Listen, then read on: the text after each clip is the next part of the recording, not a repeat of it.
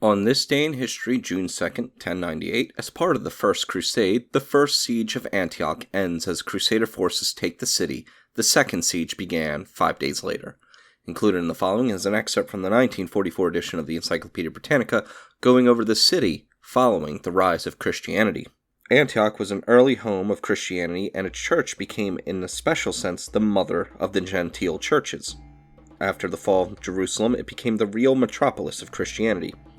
It was the scene of the early evangelizing work of Paul and Barnabas, and the home church whence they set forth on their missionary journeys, and to which they returned to report results. Peter visited Antioch, and, basing its claim on a tradition that he remained there for a time as head of its church, Antioch was accorded by the Council of Nicaea the place of honor after Alexandria and Rome. It was at Antioch that the term Christian was first given to converts to the new faith. As some maintain in diversion, so well was Christianity received there by the end of the 4th century, its adherents were reckoned by Chrysostom at about 100,000.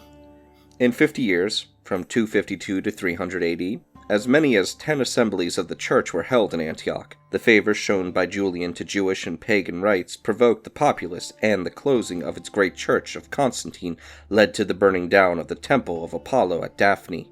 Antiochene lampoons against Julian were countered by him in his satiric Apologia, still extant, called Misopogon, circa 362 AD.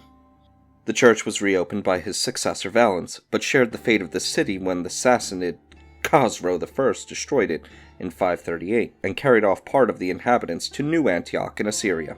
The hermit Simeon Stylites lived on his pillar in the district, 40 miles east, at the beginning of the 5th century, and his body was brought to Antioch for burial.